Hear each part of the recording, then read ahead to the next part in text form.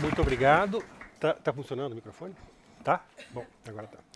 Obrigado, Giancarlo, Luna, Marta, toda a equipe do Café Filosófico. Obrigado, Flávio, pelo convite, pela iniciativa dessa série. É quase um paradoxo, um oxímoro dizer que, tá pegando aqui, que é um prazer para mim estar aqui para falar sobre o mal-estar. É um prazer falar sobre o mal-estar para vocês e com vocês. Mas é justamente desses paradoxos que a gente tem que falar aqui hoje, porque a proposta é falar sobre a obra do Kafka, né? E o Kafka, todo mundo conhece, eu imagino que todo mundo está aqui porque está dando um problema aqui. Tá pegando aqui atrás da minha cabeça quando eu mexo. Eu descobri a origem do toque em algumas gravações de vocês. Deu? Nada. Tá, agora deu. Então, como eu ia falando, o Kafka é um autor que ficou conhecido como quem talvez expressou literariamente, do modo mais efetivo, esse mal-estar, termo que, aliás, né, se tornou importante para se refletir no século XX a partir do Freud. Então, como está aqui do título dessa... Tá continuando. Tá. Problemas técnicos aqui. Alô? Oi. Oi. Temos um pequeno problema técnico, vamos começar daqui a pouco. Só um segundo. Tá.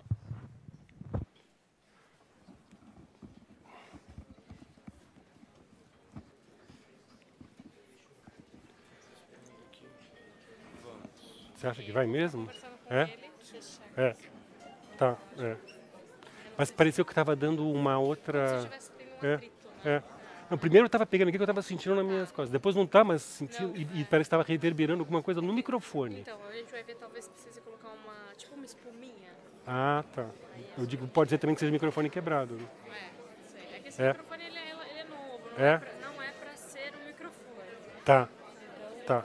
O pessoal tem que fazer silêncio para testar, não? Não, você só continua falando. Basta falar? Basta falar que já está. Você gosta das traduções da LM? Então, essa aqui eu fiz a revisão. Gosto muito. Não, varia muito, óbvio. Né? Tem Tinha uma coleção gigantesca. Não, tipo, essa série eu acho muito boa. A Martin Font, que é bem ruim, não é? A Pocket. A Pocket não sei, não acompanhei. Mas essa aqui, essa série do Freud é muito boa. Né? Pode voltar então? Tudo legal, Luna? Tem que recomeçar? Ou vocês vão... Voltar um pouquinho. Tá bom. Tá legal.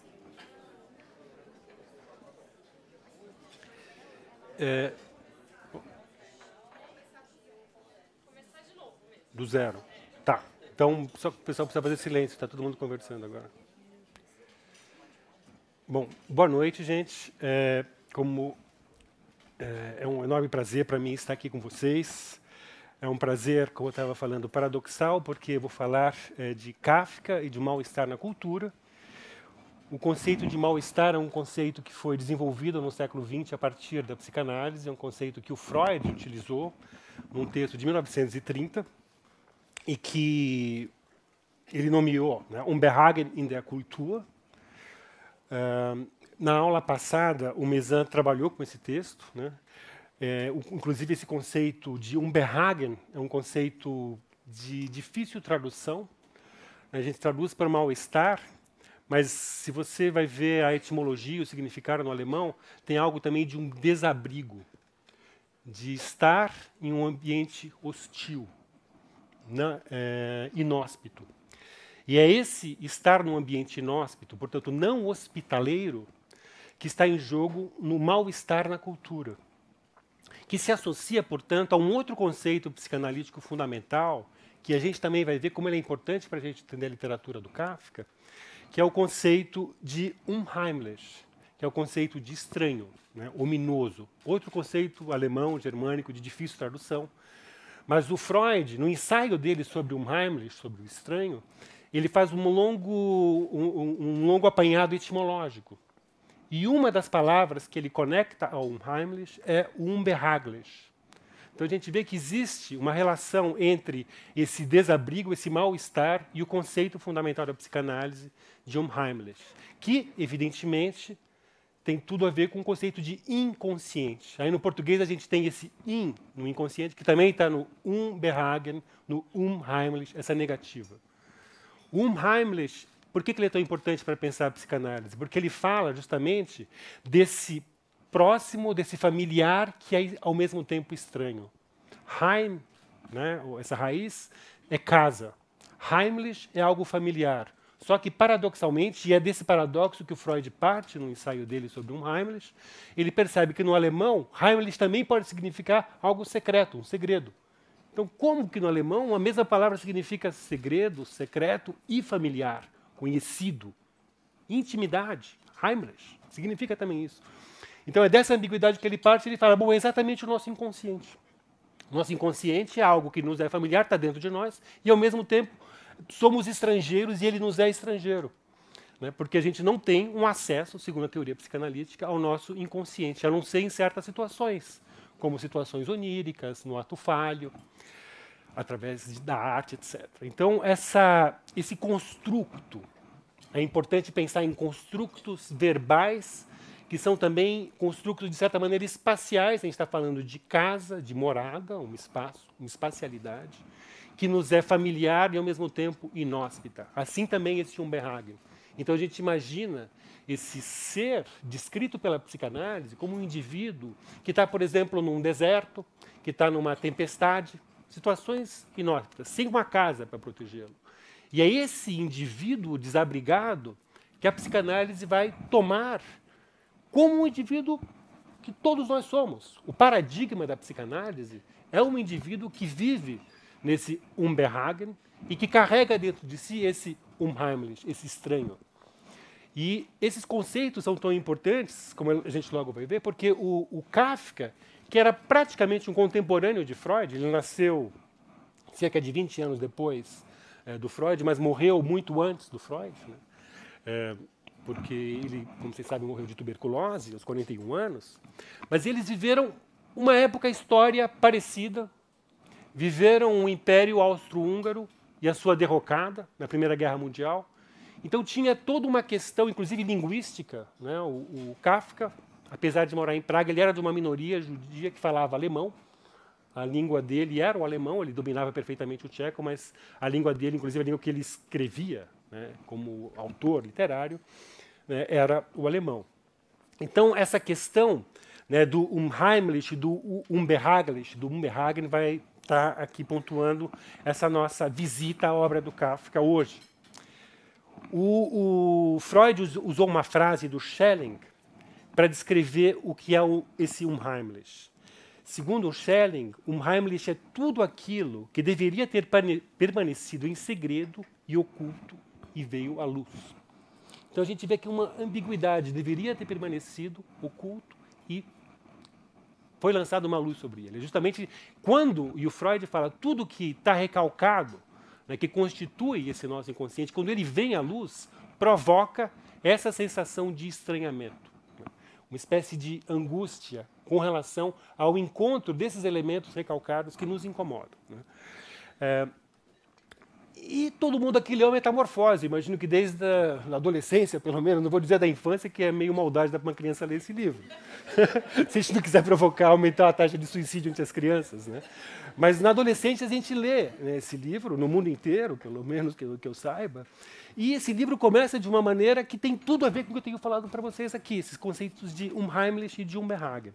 E eu vou ter que falar rapidamente a primeira frase dessa novela que todo mundo leu aqui do Kafka em alemão. E já explico por quê. Als Gregor Samsa eines Morgens aus unruhigen Träumen erwachte, fand sich in seinem Bett zu einem ungeheuren Ungeziefer verwandelt. Por que eu li isso para vocês? Porque aqui nós temos Gregor Samsa, uma manhã, acordou de sonhos inquietantes e encontrou-se metamorfoseado, né, verwandelt, na sua cama em um inseto, um animal, né, monstruoso. E olha os termos que o Kafka utiliza de uma maneira muito original, porque não são necessariamente os termos alemães mais óbvios para escrever isso que ele escreveu. Ele fala de sonhos inquietantes. Aqui nós temos o inconsciente, essa negativa está em alemão, está em Unruhigen. Então, o está aqui nessa frase. Né? E depois ele vai falar de Ungeheuer, Ungeziefer, um monstro, Ungeheuer, Ungeziefer, desculpa, que é uma denominação antiquada no alemão para indicar justamente um inseto, um monstro, um bicho, né, que não é exótico. E ele é Ungeheuer. Então, a pontua toda essa primeira frase para justamente falar dessa pessoa, desse indivíduo que era um funcionário normal, como qualquer um de nós, que de repente se surpreende numa bela manhã, transformado, metamorfoseado nesse bicho monstruoso. Então a gente está falando do ominoso. A gente está falando dessa revelação. Se lança a luz sobre aquilo que a gente não queria ver, como na definição do Schelling. Né? Então,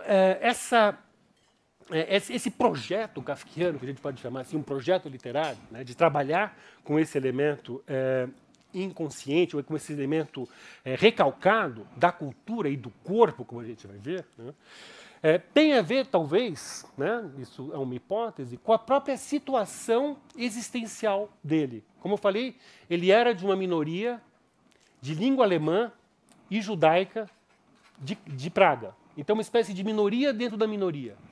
Essa situação de estar fora e dentro ao mesmo tempo era a situação cotidiana dele. Então, ele vivia essa situação de Unheimlichkeit, de estranhamento, de estar em casa e sem casa, no cotidiano dele. Isso fazia parte da vida cultural e psicológica dele. Né? Esse não lugar e essa busca de um lugar nessa pátria, que é uma pátria tcheca, de língua tcheca, e ele como sendo um judeu de língua alemã. Né? Então, essa situação que o Deleuze e o Guattari vão falar de uma literatura minorizante. Por que minorizante? Porque ela vai partir da minoria, vai, por assim dizer, simbolizar o ser minoritário, o não ser dominante. Né? Então, essa situação estabelece também uma série de características próprias dessa literatura que vai o tempo todo buscar um ponto de vista diferente. Ele desloca a história da literatura. O Kafka, como todo grande escritor, era um grande leitor. Ele adorava ler, ele conhecia profundamente a tradição, por exemplo, do romantismo alemão, né? Se vinculava a essa tradição literária. Né? Mas ele vai fazer aquilo que o Günther Anders, que é um dos intérpretes da obra dele, um dos melhores, um filósofo alemão, chamou de deslocamento. Eu gosto muito dessa expressão, deslocamento, porque ele não só desloca, mas ele enlouquece. E enlouquecendo, ele revela a loucura que é o nosso estar no mundo, na modernidade. Então ele deslouca, né? Esse deslocar é fundamental. Né? E ele falava dessa situação difícil e inóspita que ele abrigava e que marcou a sua obra. Então, numa carta ao seu grande amigo e depois biógrafo Max Brod, falando de jovens judeus que começaram a escrever em alemão, ele fala que essa literatura nasce de algumas impossibilidades fundamentais. Aí eu cito o Kafka. Olha que formulação. A impossibilidade de não escrever, a impossibilidade de escrever em alemão, a impossibilidade de escrever de maneira diferente. Quer dizer, praticamente, essa literatura nasce de uma afasia, né? De uma não linguagem, de um não lugar. E ele arremata. Também se pode acrescentar uma quarta impossibilidade, a impossibilidade de escrever. Então ele vai da impossibilidade de não escrever até a impossibilidade de escrever, numa montagem totalmente aporética e autocontraditória. E a literatura dele encena essas aporias, encena esses becos sem saída, né? Essas contradições sem solução. Né? É essa arte dele, né, de expressar, dar corpo a esse corpo, que era o corpo dele dentro de um corpo social, né, que, com todas as características que eu estou desenvolvendo aqui. Então a gente pode falar de uma literatura extraída do corpo. Né? E aí vem também uma outra originalidade do Kafka. É óbvio, ele não inventou tudo do nada. Como eu falei, ele conhecia a história da literatura muito bem. né? E essa literatura, desde o romantismo, justamente ela tinha uma certa tendência, aquilo que eu vou chamar aqui, né, com o perdão desses conceitos teóricos, de sublime e de abjeto, né? Ou seja, uma espécie de apresentação desses elementos recalcados e não simbolizáveis, por assim dizer. Ele lança luz, né, sobre esses elementos recalcados e normalmente não simbolizados, né? Então, por exemplo, ele vai trabalhar muito com o diário. O diário é um dispositivo fundamental na escrita kafkiana. Não só porque o diário é uma escrita de si, é uma inscrição de si, é uma inscrição vinculada ao corpo e à corporeidade, tem as datas, né? O diário é constituído pelo cotidiano das pessoas. Muitas das obras do Kafka nascem de dentro dos diários dele, inclusive, são recortes de diário, né? Como ele também escreve e fala muito, são diários absolutamente autorreflexivos, isso também é típico de uma tradição primeiro romântica alemã, que vem do Novalis, do Friedrich Schlegel, né? Dessa autorreflexão. Ele fala muito sobre os diários, né, que a gente também vai falar um pouquinho disso mais adiante, e ele fala que ele escrevia os seus diários de noite. Por isso que eu falo que não são diários, são noitários. E é interessante serem noitários, por quê? Porque ele escreve nessa escrita corpórea, ele está o tempo todo cavando, né, entre a fronteira, justamente, do Heimlich e do Unheimlich, do familiar e do estranho. Essa que é, digamos assim, a pegada, né, o elemento realmente sui generis. Mas, por outro lado, a gente não pode confundir com o surrealismo. Durante muito tempo se vinculava, o Kafka ele era um escritor surrealista.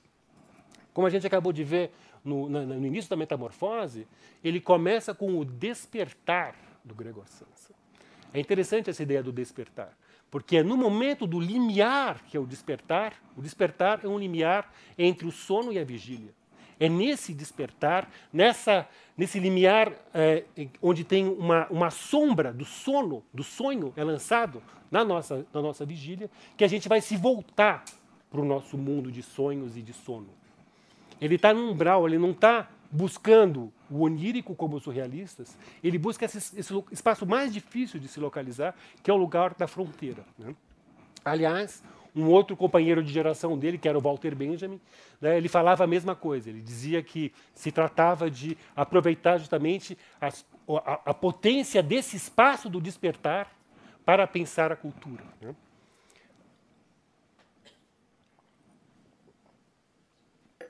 Então, citando algumas passagens desses noitários. Senti fechaduras no corpo inteiro. O tempo todo abriam ou fechavam uma fechadura, ora aqui, ora ali. Isso é uma descrição de um sonho dele, né? Então é interessante porque o corpo, as suas partes, se transformam em fechaduras, em portas, para memória. Justamente a nossa memória inconsciente é uma memória mais que nada somática, né? Uma memória olfativa, uma memória na carne, né? Então ele sonha, e esse sonho, de certa maneira, expressa também essa mobilização dessa memória somática na obra kafkiana. Sem esquecer que ele é um literato, ele é um autor, ele reflete, não é que a obra dele nasce como um magma, essa era a ideia surrealista da escritura automática. Não, ele pensa, ele ensaia, os diários dele justamente é ele buscando essa escritura com essas características, né? Ou numa carta a Milena Jesenska, de 1920. Um tormento insuportável, ou seja, arrastar um arado através do sono e através do dia. A gente vê então que esse arado ele vai cruzar o sono e o dia, vai cruzar essa fronteira, fazendo fertilizar, nascer a própria literatura dele. Mas isso é um tormento, claro, né? Aquela coisa, né? Ser escritor não é uma coisa fácil, não é que ele era um inspirado, né? E no caso dele isso é muito claro, porque a obra publicada do Kafka está toda aqui.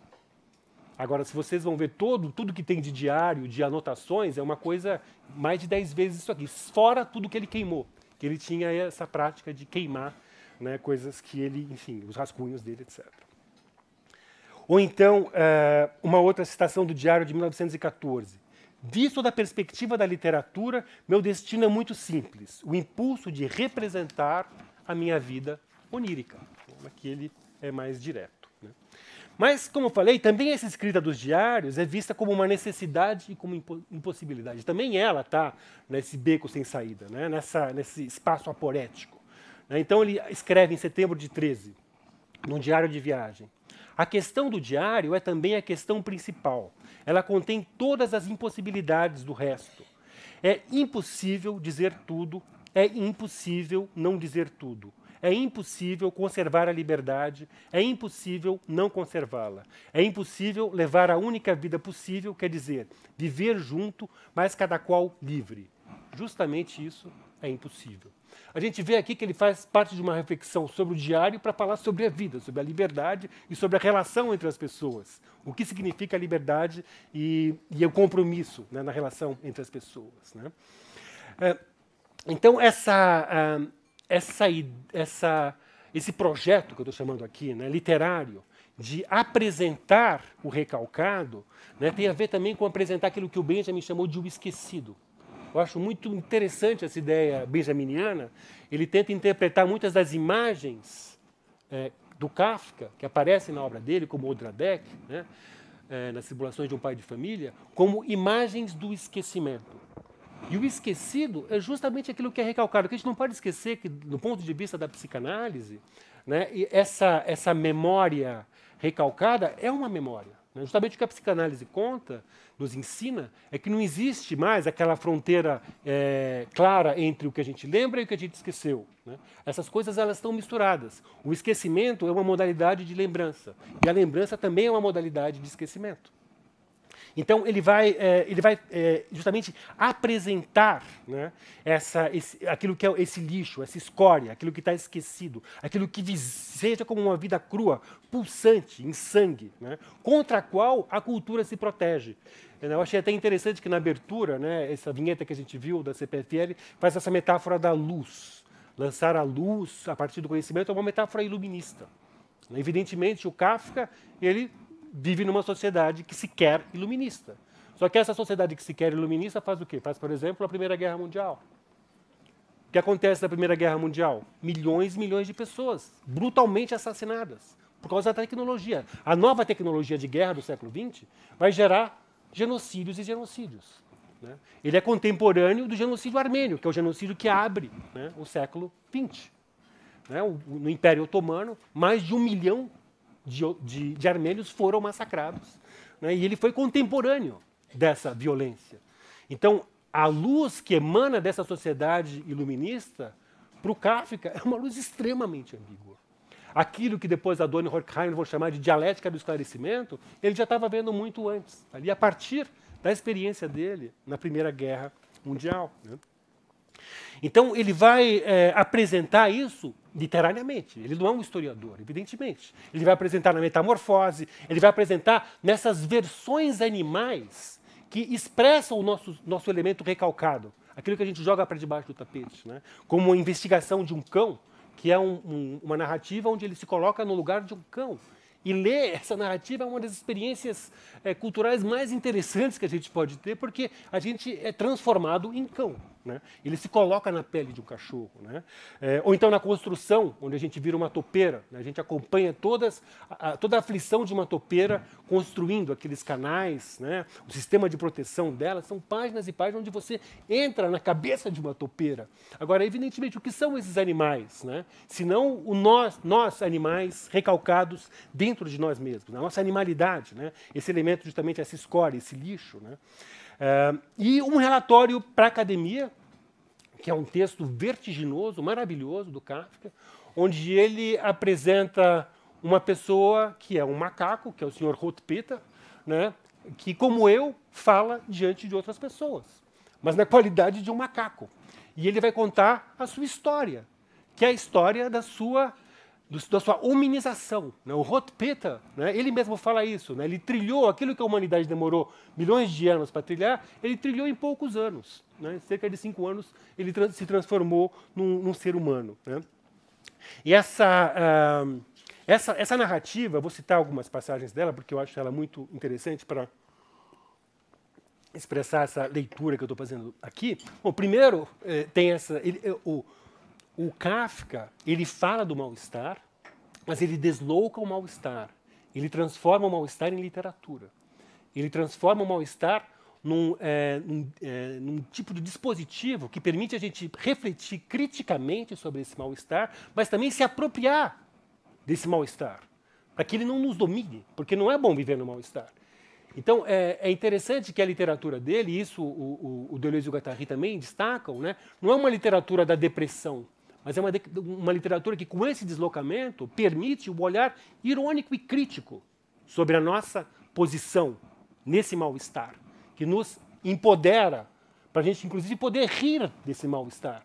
Né? E é conhecido que o Kafka lia essas narrativas na roda de amigos dele e eles riam.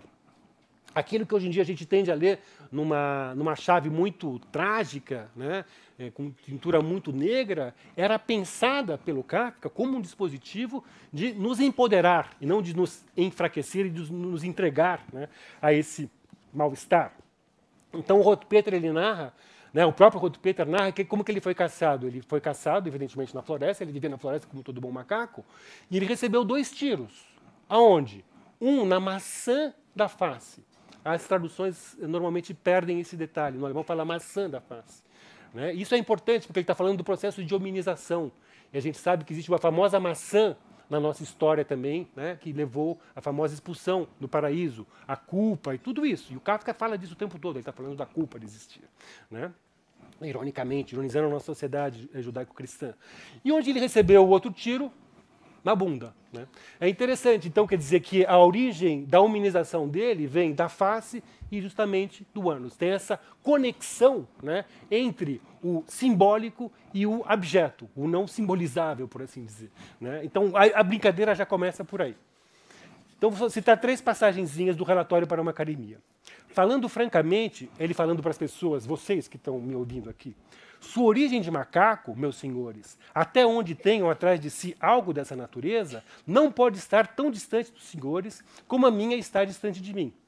Mas ela faz cócega no calcanhar de qualquer um que caminhe sobre a terra, do pequeno chimpanzé ao grande Aquiles. Veja só, a gente costuma não olhar o chimpanzé que está no nosso pé. Mas todos nós arrastamos um chimpanzé, porque faz, do ponto de vista da história, né, da terra, dos animais, pouquíssimo tempo que nós nos hominizamos. Outra passagem. Era tão fácil imitar as pessoas, isso aqui é fundamental, porque o Rothpeter, ele se hominiza fazendo o quê? Imitando. Né? E a imitação é uma coisa irritante, porque as pessoas acreditam que elas são de uma maneira original e inimitável. As culturas, as nações se acham únicas. E o macaco vai lá e macaqueia e vira um professor, como eu. Um professor falando diante de uma plateia de seres que não se consideram mais macacos. Então, era muito fácil imitar as pessoas. Nos primeiros dias, eu já sabia cuspir. Ele é humanizado cuspindo. É maravilhoso isso. Ele começa pecando. A gente não começou comendo aquilo que a gente não devia comer, né? Ele começou cuspindo. Cuspimos, então, um na cara do outro. A única diferença era que depois eu lambia a minha, e eles não lambiam a sua. Você vê como ele fala daquilo que é o asqueroso. Ele tematiza o asqueroso, eles não colocam na pele desse macaco, e a gente tem essa impressão terrível de lamber o cuspe de uma pessoa na nossa própria cara. Né? O cachimbo, eu logo fumei com um velho. Se depois eu ainda comprimia o polegar no forninho, a coberta inteira do navio se rejubilava. Então ele está contando que já no navio ele começou a se hominizar. E como que ele fez para se hominizar? Ele foi apertando com as pernas as costas dele numa grade, até que ele conseguiu ficar de pé e conseguiu começar a imitar esses marinheiros, né? Aprender a cuspir com eles e aprender também a beber com eles, e assim ele se transforma num ser humano. Né? Então ele fala que essa grade foi incorporada nele. Freud não podia descrever melhor, né, a construção do super-eu, essa instituição, né, das leis que são introjetadas em nós mesmos, e a cultura é essa introjeção dessas grades em nós mesmos, que justamente controlam isso que nós temos recalcado dentro de nós, que é aquilo que o Mezan falava aqui na aula passada, nossos impulsos sexuais e nossos impulsos de destruição. A gente precisa colocar essas grades dentro de nós para poder existir. E é assim que esse macaco, incorporando a grade, se transforma em ser humano. Mais uma pequena citação. Que vitória foi para mim quando, uma noite, diante de um círculo grande de espectadores, sem ser observado, eu agarrei uma garrafa de aguardente, deixada por distração diante da minha jaula. Desarrolhei-a, segundo as regras, sob a atenção crescente das pessoas, levei-a aos lábios, sem hesitar, sem contrair a boca, como um bebedor de cátedra, olha só, ele é um bebedor de cátedra, como eu sou um professor de cátedra, com os olhos virados, a goela transbordando, eu a esvaziei de fato e de verdade. Joguei fora a garrafa, não mais como um desesperado, mas como um grande artista. Ele já era um bebedor artista. Na realidade, esqueci de passar a mão na barriga, né, como os marinheiros faziam depois de beber. Ele não faz esse gesto. Mas, em compensação, porque não podia fazer outra coisa, porque era impelido para isso, porque os meus sentidos rodavam, eu bradei sem mais alô. Prorrompi num som humano. Saltei com esse brado de dentro da comunidade humana. Então ele pulou para dentro da comunidade humana falando alô. E senti, como um beijo em todo o meu corpo que pingava de suor, o eco. Ouçam. Ele fala. Então a gente vê essa humanização do Rotpeter, né, passando pelo cuspir e pelo beber, e a nossa humanidade também, do ponto de vista dos nossos mitos originários, começou, como eu falei, com pecados. Né? A nossa história é uma história justamente de uma construção simbólica para conter o nosso ser pecaminoso, por assim dizer, assim como nessa imagem do Rotpeter. Gostaria de mostrar umas imagens agora, a Luna pode mostrar? Está aparecendo ou não? Isso, pode ser a próxima imagem. Isso. Aqui a gente tem umas imagens do Walter Ford, que é um pintor norte-americano, que isso que eu estou fazendo agora é uma brincadeira, porque não é disso que se trata, mas é como eu interpreto essas imagens. Ele se especializou em pintar versões do Rotpeter, né, que ele encontrou na história, né, das imagens. E aqui temos aqui um Rotpeter andando de Zeppelin, o Graf Zeppelin, pode passar. Aqui um outro Rotpeter fumando cachimbo. Como a gente viu, o nosso Rotpeter era um fumador de cachimbo. E uma terceira imagem, que é a que eu mais gosto, que é o Rotpeter na sua cama de morte, né? Que eu acho extremamente expressiva essa imagem, né? De uma, enfim, ambiguidade, de uma complexidade, né? Incomparáveis. Evidentemente, o Walter Ford está fazendo jogos e brincadeiras com a história da arte, com a representação desses bichos na história da arte. Mas o que me interessa aqui é como ele consegue trazer, também como um artista, para nós aqui essa ambiguidade, esse elemento unheimlich do animal ser humano nesses macacos que ele retrata. Depois vocês procurem na internet, ele tem vários animais que ele retrata de uma maneira extremamente interessante. Né? Ele é especializado no mundo animal. Bom, Freud, voltando ao Freud, né, no seu ensaio de 1930, o Mal-Estar na Cultura, né, Unbehagen der Kultur, né, que descreve, então, esse recalcamento dos restos, que mostra como a nossa sociedade, a nossa cultura, ela se erige, né, a partir dessa tentativa, né, de conter as nossas pulsões fundamentais, sobretudo, né, a erótica e a agressiva. A ideia é pensar como isso aparece também, como eu estava falando, na literatura kafkiana. Então, para fazer esse paralelo, eu lembro de uma passagem do Freud, desse ensaio de 30, que é permitido, né, eu acho que sem muita forçação de barra, se colocar do lado desse relatório diante de uma academia do Freud, do Kafka, falando sobre Rotpeter. Olha o que o Freud escreve numa nota de rodapé. Interessante que é um texto extremamente interessante do Freud, é uma notinha de rodapé. Eu não vou ler ela inteira porque ela é longa. Com a elevação do homem à postura ereta, ele escreve no Mal-Estar na Cultura, e a desvalorização do sentido do olfato, toda a sexualidade, e não apenas o erotismo anal, ameaçou se tornar uma vítima do recalcamento orgânico, de maneira que, desde então, a função sexual é acompanhada de uma relutância, cujo fundamento não pode ser encontrado em outra parte, que impede uma satisfação plena e a afasta da meta sexual, levando à sublimação e deslocamentos libidinais. Então ele está justamente descrevendo esse ficar de pé, que é exatamente o que acontece com o Rotpeter. O Rotpeter, né, mais de 10 anos antes, né, o Kafka tinha feito essa alegoria, ele fica de pé, ele abdica do seu ser animal, do seu ser quadrúpede, ele abdica do olfato. Tem toda essa questão, né, dos nossos sentidos, isso também vem do iluminismo. Existia uma hierarquia dos sentidos do iluminismo que colocava a visão como o sentido mais nobre, né, e o olfato e o tato os mais baixos. E a literatura kafkiana é uma literatura que tende para o olfato, para o tato. Né? Ela tende para o abjeto. Né? Não por acaso, as cenas sexuais na obra do Kafka normalmente são cenas abjetas. Normalmente são cenas sujas, o sexo se dá no chão e de uma maneira totalmente animalizada. É como se fosse realmente uma irrupção daquilo que estava recalcado. Né? Como eu falo, é essa a grande sacada, talvez, da obra do Kafka, essa mise-en-scène, né, desse ser animal recalcado. Mas a gente pode pensar também em outra chave. Como eu falei, existe uma tradição que vem, pelo menos desde o romantismo, né, do final do século XVIII, começo do século XIX, que um outro teórico da estética e filósofo, que foi o Theodor Adorno, chamou de invasão sublime da arte.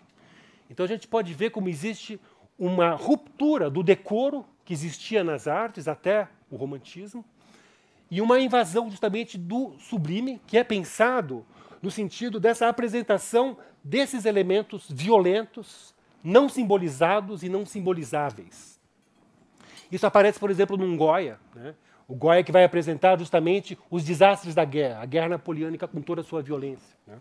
Então, a ruptura do decoro tem a ver também com um novo desidério da arte de apresentar essa realidade violenta, que caracteriza também a modernidade, a expansão e a formação dos Estados nacionais no século XIX, com toda a sua gigantesca violência, a instauração do capitalismo, com jornadas diárias de 14, 15 horas de trabalho para mulheres e crianças, inclusive. Então, essa nova realidade, com a sua violência, vai exigir uma nova literatura, novas modalidades de apresentação nas artes e na literatura. Né? Então, daí o Adorno falar dessa invasão do sublime, né? Ou ele vai falar de um desencadeamento do elementar, de uma autoconsciência do nosso ser natural, né? E de uma nova dialética agora entre o espiritual e o elementar, o espiritual e o repelente, o espiritual e o desagradável, o ser natureza ou o ser apenas um animal. O Schiller, né, grande teórico também, além de poeta, dramaturgo, teórico da arte, da estética, seguidor do Kant, ele falava que na literatura, nas artes, né, o animal deve ser barrado. A gente tem que mostrar o ser humano forte, que resiste à violência, às intempéries. Né? Então era um modelo justamente iluminista, que acreditava e apostava nas forças da razão desse homem que resistiriam, né, a toda a violência, a todo o descompasso, né, com o resto da sociedade. Né? E, justamente em oposição a essa postura iluminista, né, a gente vê a construção dessa outra tradição, dessa contra-tradição, que se dá, na verdade, com muitos percalços. Não é uma coisa que o romantismo inventou. Né, não por acaso o Hoffmann, que é um autor que também é fundamental para a teoria do Heimlich, do Freud, é um autor também do romantismo. O Hoffmann ele vai apresentar justamente esse homem que tem um inconsciente dentro de si. Ele é o primeiro a descrever o nosso inconsciente, de certa maneira. Né? É um escritor, isso é comum.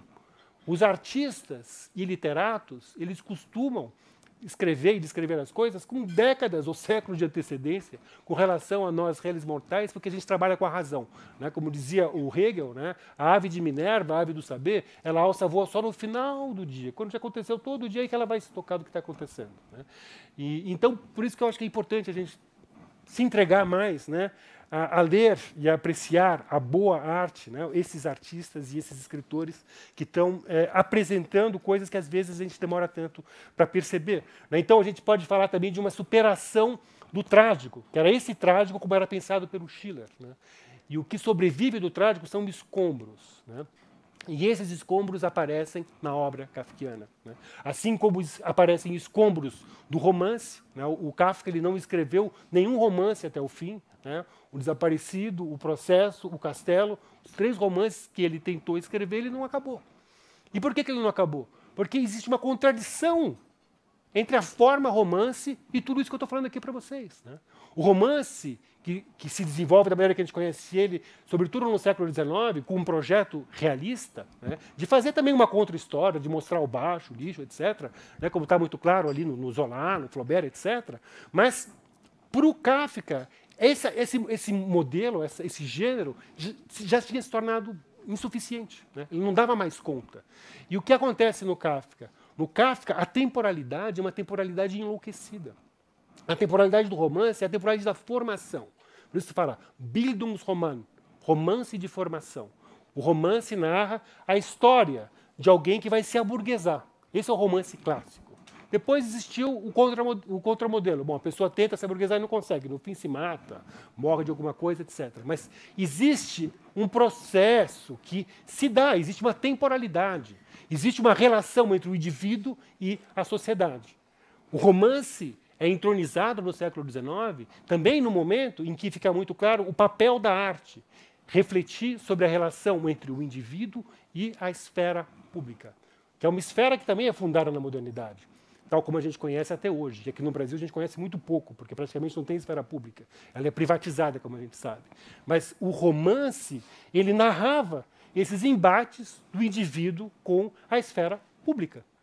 E, de repente, a gente vê o Kafka com um projeto de apresentar o Unheimlich, de apresentar essa casa arruinada, de apresentar o inconsciente, por assim dizer, e não funciona mais o romance. Não existe formação. O K, e aqui a gente volta à ideia que eu estava falando da importância do diário, né? O Kafka se mistura com os seus Ks. A gente tende a ler a obra kafkiana na chave do autobiográfico. Isso é um truque maravilhoso. Depois ele foi imitado por outros artistas e escritores, porque isso nos pega. A gente gosta mais de pegar o real. No século XX a gente aprendeu a pegar o real, né? A gente acha isso mais interessante do que um como ser, uma construção ilusionista, como era aquilo que era o normal até o século XIX. Então existe uma destruição do como ser, dessa simulação, desse jogo ilusório. Não funciona mais. Temos que brincar de outra maneira. A arte também é brincadeira. O Kafka sabia muito bem disso. E ele inventa novas regras para o jogo. Por isso que ele se tornou tão importante. Se fala dele até hoje, a gente está aqui hoje falando sobre ele, né? Porque ele percebeu que a gente precisava de pensar novas regras, né? Novas formas. E um dos trabalhos que ele faz é justamente trabalhar, burilar, criticamente, ironicamente, o naufrágio das outras formas. Então, por exemplo, ele vai pegar a epopeia. Existe só narrativa. A epopeia também precisa de uma temporalidade que não funciona mais nele. Ou então ele vai brincar com a parábola, que também é um gênero bíblico, mas não só, né? Ele vai utilizar a parábola porque ela tem essa coisa dela ser curta, né?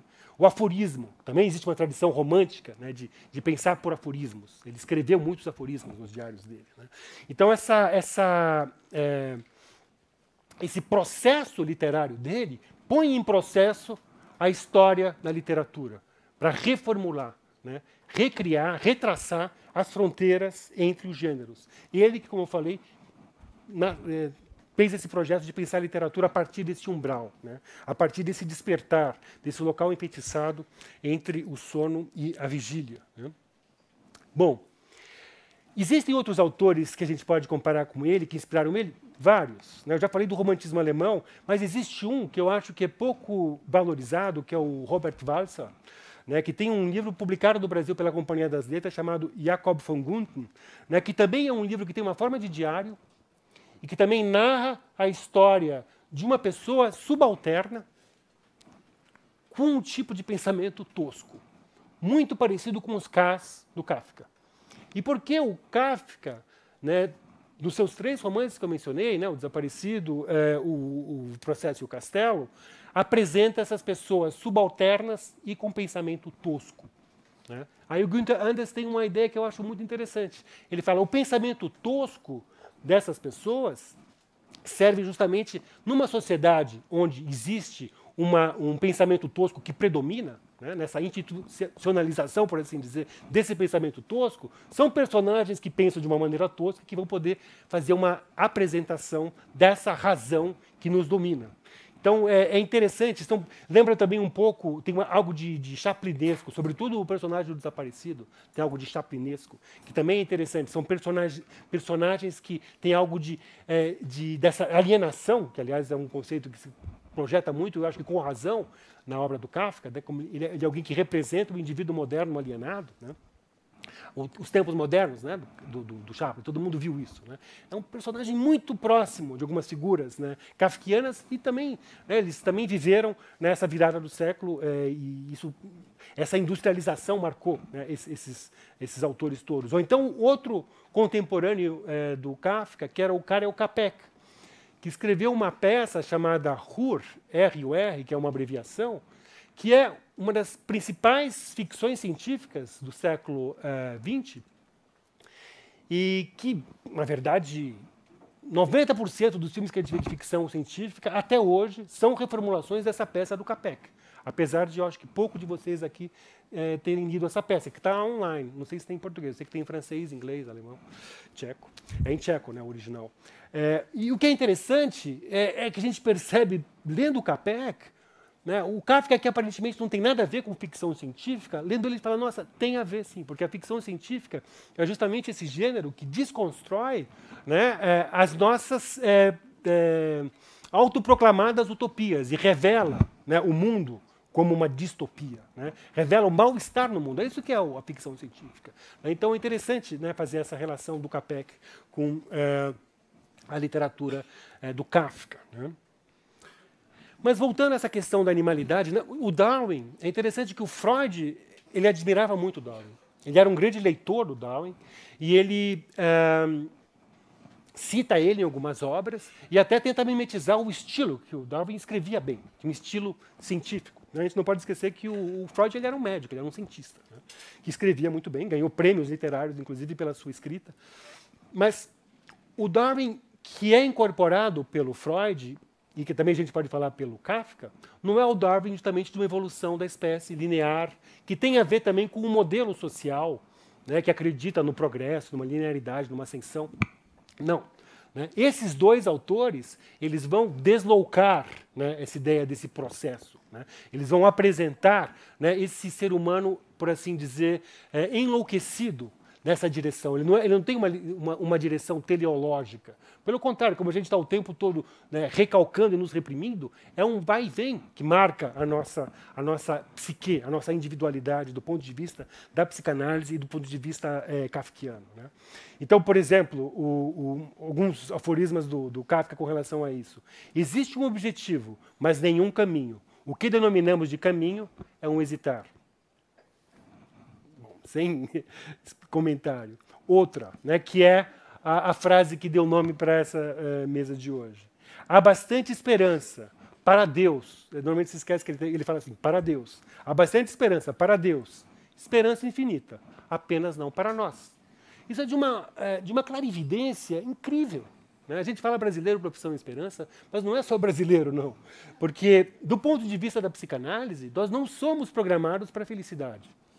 A gente é feliz em curtíssimos momentos da nossa vida, no momento de mudança de um estado ruim para o melhor. Só aí que a gente é feliz. Nosso estado normal é de estar jogado no mal-estar, do ponto de vista da psicanálise. Né? E, do ponto de vista da psicanálise, muito dificilmente, se a nossa sociedade continuar como ela está organizada, né, essa saída do mal-estar seria possível. Então, para Deus, tem uma esperança que é uma esperança infinita. E não para nós. No entanto, quando o Kafka fala isso, ele está reconhecendo que a gente vive também de projetar esperanças. Né? Eu gostaria de mostrar também algumas imagenzinhas para mostrar como o Kafka deu uma forma imagética para esse mal-estar. Né? Em alguns desenhos que ele fazia, ele era um desenhista meio que amador, mas eu acho que tem uma grande força nesses desenhos dele. Pode passar. Aqui a gente vê, né, o duelista, que é alguém que justamente está o tempo todo lutando no mundo, né, contra o mundo. Lembra-se cá do processo, evidentemente. Pode passar. Ou então esse aqui, entre essas duas caras que parecem prisões. Pode passar. Uma espécie de um autorretrato, também a gente pode imaginar. Eu acho interessante o clima, né, essa imagem desse indivíduo que perpassa esses desenhos, que tem algo, né, desse desenho infantil, né, de tracinhos. pode ir para o último, que é essa ideia do espelho, que eu acho interessante, né? Que tem uma ideia também de uma autorreflexão, né? Tanto nesse desenho, como ele apresenta, como eu falei, a sua própria obra, a sua própria literatura, como um processo de autorreflexão, de uma deriva do corpo dele, né? Quer dizer, essa força, né, do Kafka de fazer com que ele se espalhe, né, pela obra dele, né?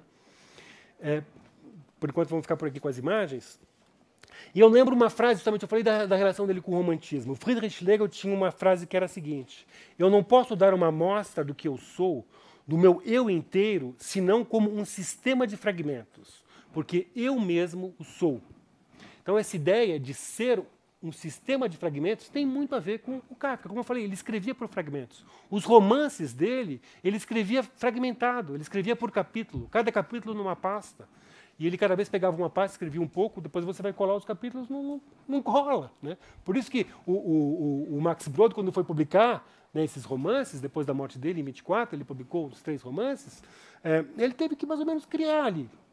Depois vieram os editores críticos, muitas décadas depois, para desfazer aquilo que era colocado pelo Max Brod como uma edição definitiva do Kafka, não era. Porque o Kafka morreu sem que esses livros tivessem sido realmente costurados, né? E o fato de pensar fragmentariamente, como eu falei, ele implodiu, né, o romance. O romance não era possível, né, da pena do Kafka. Ou então, um outro fragmento dos pequenos cadernos. Eles tinham os pequenos cadernos em 8º dele, um fragmento de outubro de 17. Fraqueza da memória para os detalhes e o caminhar do próprio aprender do futuro. Um signo muito ruim, apenas ruínas de um todo. Então, essa ideia de que ele vislumbra apenas ruínas de um todo e ele apresenta na obra dele.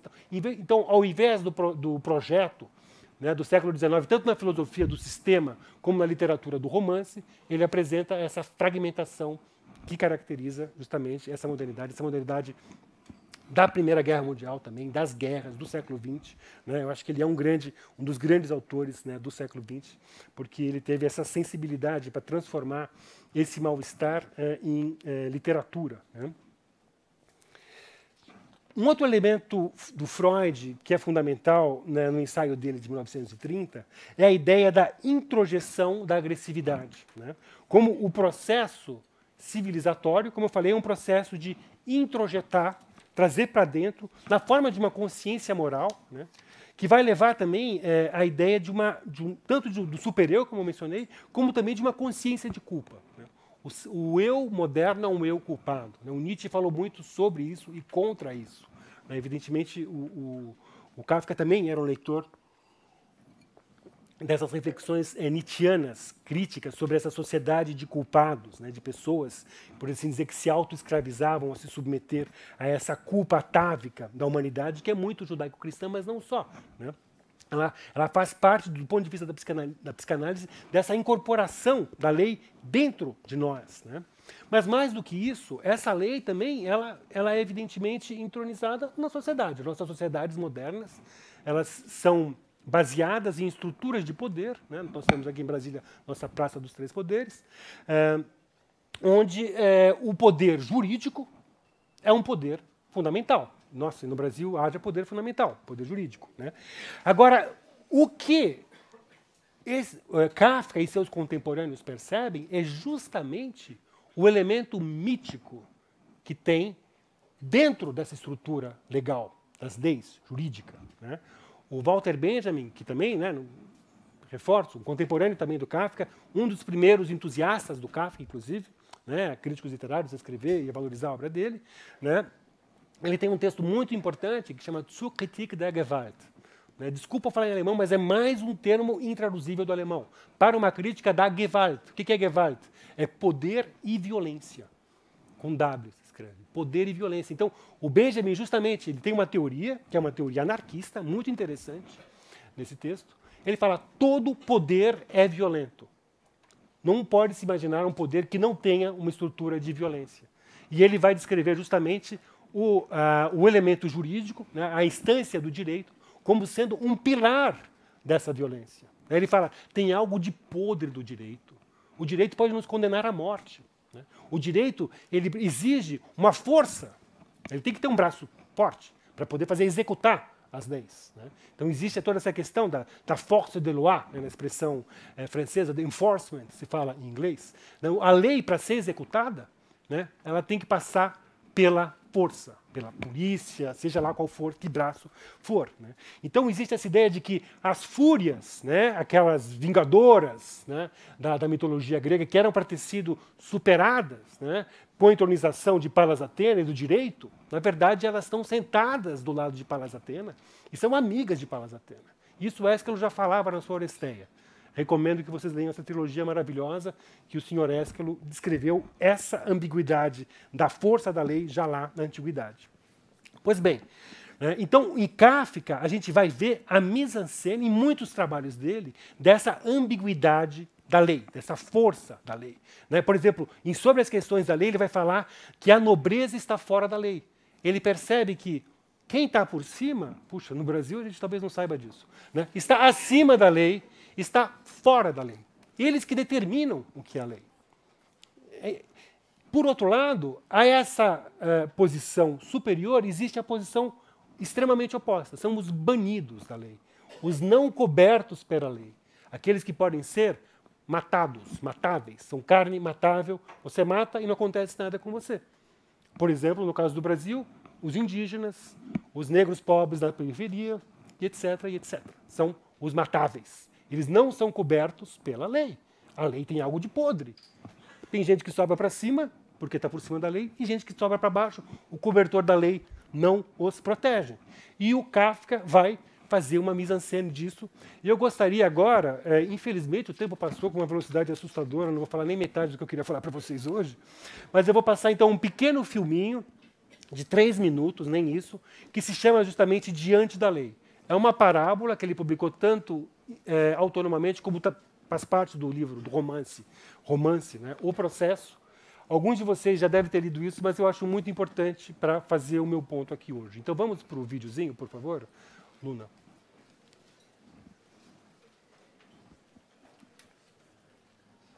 Before the law, there stands a God.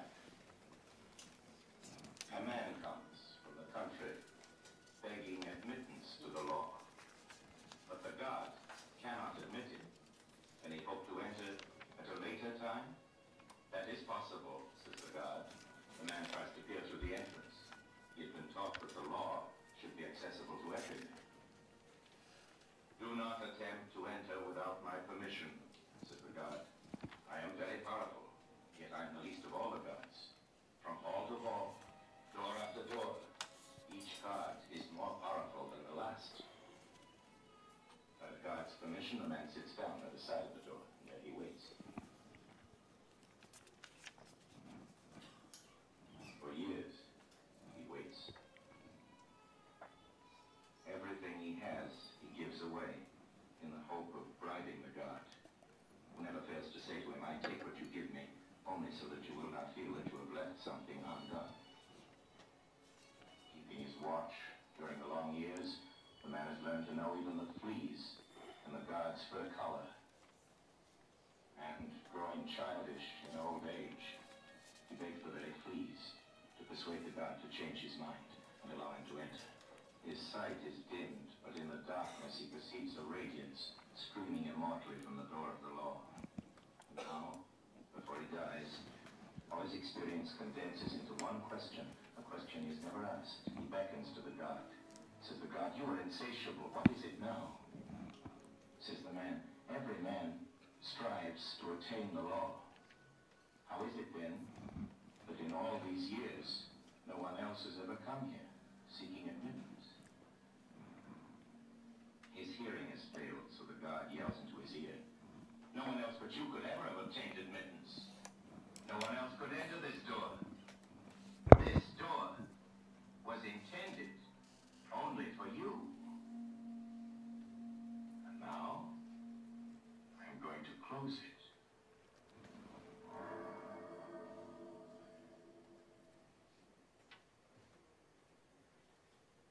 This tale is told during the story called The Trial.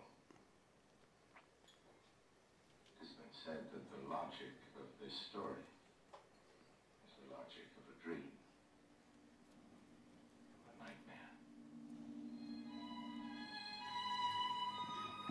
Deu, é isso aí.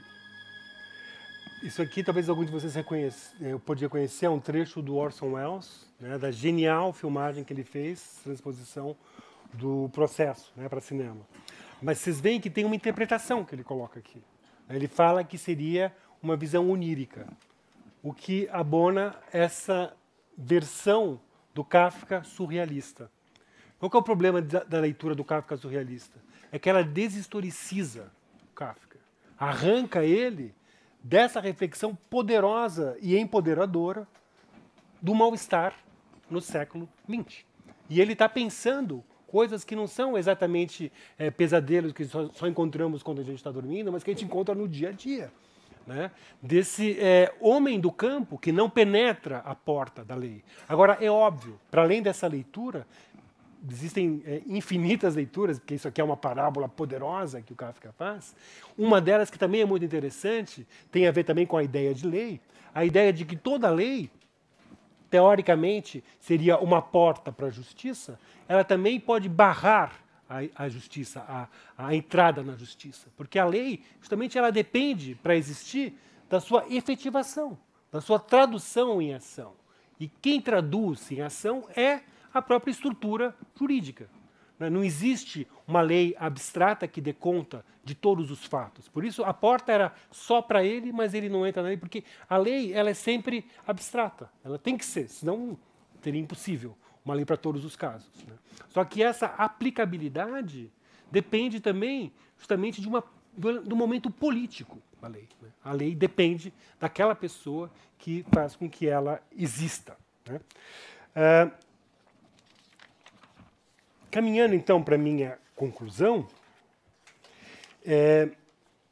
essa ausência de formação que eu estava falando para vocês, né, ela, nas obras do Kafka, ela tanto tem a ver com essa não formação dos seus personagens, com essa não formação também no sentido de apostar nesse aburguesamento como a realidade e o bem na sociedade moderna, né, ela tem a ver também com um esmagamento das instâncias espaço-temporais na obra kafkiana. O Kafka ele apresenta muitas parábolas e nos seus romances situações, como a própria Metamorfose que todo mundo aqui leu, né, onde as pessoas estão fechadas, enclausuradas. Nos diários dele, né, eu não vou ler aqui, né, mas, por exemplo, assim, ele fala minha cela de prisioneiro, meu forte. Ele fala muito dele como alguém que está numa prisão. Novamente, ele, Rotpeter, né, dele, que é alguém que se transformou homem de dentro de uma prisão. Né? Então, existe esse esmagamento espacial e existe um esmagamento também temporal, né? Que tem a ver com uma temporalidade, que também é uma temporalidade daquilo que a psicanálise chama de temporalidade do trauma. O indivíduo que está dentro, enclausurado, numa situação traumática, ele não consegue sair do tempo do trauma. Esse tempo do trauma ele não caminha. Não existe justamente processo. A psicanálise significa pôr em processo essa clausura da memória traumática, que é uma clausura espaço-temporal. A pessoa está aprisionada naquela situação. Né? Também essa é uma outra porta, né, de diálogo, né, como a gente propôs aqui, entre a obra freudiana, a psicanálise, e a obra kafkiana. Né? Também existe esse espaço, uma outra característica desse espaço kafkiano é que ele é rizomático. Né? Não sei se vocês conhecem esse conceito deleuziano do espaço rizomático, que é um espaço justamente como um espaço do nosso inconsciente. Todo mundo aqui conhece espaço rizomático, porque todo mundo aqui sonha. Né? Pelo menos eu espero que vocês sonhem. Né? Eu adoro sonhar, por exemplo. E nos sonhos, existem coisas malucas. A gente está num lugar e, de repente, tem uma porta que dá num lugar que é absurdo, que não devia acontecer. Ou então, existem desníveis. Né? O espaço rizomático é esse espaço que é o espaço do nosso inconsciente. O nosso inconsciente, dizia o Freud, não tem temporalidade, mas a espacialidade do inconsciente também é enlouquecida. Né? E o espaço, na obra kafkiana, não vou poder me alongar aqui sobre isso, também é um espaço rizomático enlouquecido. Né? Por isso que eu proponho que a gente leia O Processo e o Castelo, por exemplo, como alegorizações desse espaço-tempo enlouquecido. Né? O Processo com relação à Ilíada, que é a história de uma guerra que se dá num tempo, né? E o Castelo com relação à Odisseia, né? Que é justamente a história de um deslocamento, de uma viagem. Só que no castelo, né, o agrimensor que quer penetrar nesse castelo nunca consegue chegar perto dele, porque justamente esse castelo ele tem uma localização rizomática impossível. Como essa porta da lei aqui, dessa pequena narrativa, diante da lei, que é vor den Gesetz, em alemão, mas também fora da lei. Tem essa ambiguidade, né? Por isso que é sempre bom, quando a gente lê o Kafka, a gente está com o dicionáriozinho alemão ali, vendo quais são os termos no original, né? Outro conceito que penetra a obra dele, né, é o conceito de construção, que também é um conceito psicanalítico, né? A obra dele como um jogo de construção. Ele apresenta construções, como no texto A Construção, que eu falei para vocês, essa topeira construindo a sua toca. Não, mas ele também ele abre o ateliê da literatura. Ele mostra a literatura sendo feita nessa atitude dele de desconstrutor dos gêneros, ou de alguém que escreve a partir dos seus noitários, que faz com que esse arado rasgue a noite e o dia, né? Então ele nos revela o literato trabalhando, né, no seu ofício. Isso está escrito o tempo todo nos diários dele. Por isso que eu falo, ele embaralha o tempo todo as fronteiras, inclusive, entre, né, o escritor e o crítico, né, literário. Obrigado. Né? Um outro elemento também que eu acho importante lembrar, eu falei dessa relação dele e do Freud, né, com o Império Austro-Húngaro, né? Ele foi conterrâneo do Francisco José I, né, ele era imperador da Áustria, Kaiser von Österreich, e rei da Hungria, König von Ungarn. E esse Império Austro-Húngaro era conhecido em alemão por K und K, K e K. Né? E a gente vê então que o K do Kafka, né, também tem uma outra interpenetração aqui entre o espaço público e o espaço privado, onde ele vai brincar com esses K pontos que estavam na própria denominação desse Império Austro-Húngaro. Né? E a relação irônica dele com a história, por exemplo, como aparece nos diários dele. Né? Então, 2 de agosto de 14, bora ver quem é bom de história aqui. A Alemanha declarou guerra à Rússia. De tarde, aula de natação. Vocês veem que existe um desprendimento e uma ironia aqui, né? Quer dizer, que tipo que raios de diário é esse, né? Quer dizer, declarada a Primeira Guerra Mundial, evidentemente ele não podia ainda saber a dimensão, mas era uma coisa brutal, né? A Alemanha declara guerra à Rússia, né? As 2 maiores nações na época, e de tarde aula de natação. Né? Essa ironia ela é fabulosa, né? Mas é uma ironia que, como eu falei, ela nasce de um mal-estar, para elaborar e apresentar esse mal-estar. Apresentar também uma anomia. Né? Eu estava falando vor der Gesetz, antes da lei, fora da lei. Né? Existe uma anomia, um estado de exceção, que é um outro conceito que o Benjamin desenvolve nesse ensaio dele, de 21, para uma crítica da violência, para uma crítica do poder. Então, a ideia de que na sociedade existe, né, uma anomia e não justamente uma construção política harmônica, iluminista, conforme aqueles modelos herdados do século XVIII. Né? E também a dialética dessa relação entre o camponês e esse porteiro, ela se desdobra em muitas outras dialéticas desse sentido dentro da obra do Kafka, também mostrando a ideia do próprio e do estrangeiro. Ele trata muito disso. Tem a ver, novamente, com aquela ideia que eu falei para vocês, dessa exploração da fronteira da casa e do estar no espaço inóspito, de ser pertencente a uma minoria. Né? A gente não pode esquecer que as 3 irmãs do Kafka morreram em campo de extermínio, no Holocausto. Assim como as 3 irmãs do Freud. Quer dizer, eles 2 pertenciam a uma minoria, né, que os levaria para essa situação. Só que os 2 morreram antes do Holocausto. Né? Evidentemente, o Freud conseguiu fugir para a Inglaterra, mas ele morreu de qualquer maneira em 1939. Né? Então, esse estar nessa posição, né, de bode expiatório, porque eles viram todo o processo de construção, né, dessa animalização dos judeus. Né? E não é errado também ler essa animalização na obra do Kafka como uma alegorização dessa animalização que a comunidade dele sofria, porque ele já viveu, né, nos anos 20, né, esse antissemitismo. Inclusive, ele tinha um grande amigo dele, o Itzhak Löwe, que era um ator que fazia teatro Yiddish, que ele admirava muito, ele estudou o Yiddish, ele não falava Yiddish. Né? O Kafka era dessa minoria judaica que falava Hochdeutsch, falava um alemão padrão, né? Mas ele se interessou pelo Yiddish e por essa cultura que vinha da Europa Oriental, fugindo dos pogroms, dos massacres. Né? Todo mundo sabe que não foi o nazismo que inventou, né, a perseguição de judeus. Era uma coisa que existia há séculos na Europa. E durante a vida dele, né, o Kafka conviveu muito com essa animalização, com essa perseguição dos judeus. Né? Então a gente pode lembrar também de que as obras do Freud foram queimadas e nomeadas. Né? No dia 10 de maio de 1933, na Bebelplatz, em Berlim, quando queimaram, a famosa queima dos livros, né, mencionaram as obras do Freud, jogaram as obras dele no fogo. Né? Nesse dia não se mencionou as obras do Kafka, mas ele estava na lista também dos livros proibidos. Porque, é óbvio, uma literatura revolucionária. Você vê que eles tinham até um pouco de bom senso, os nazistas. Eles perceberam que aquilo era perigoso, é perigoso.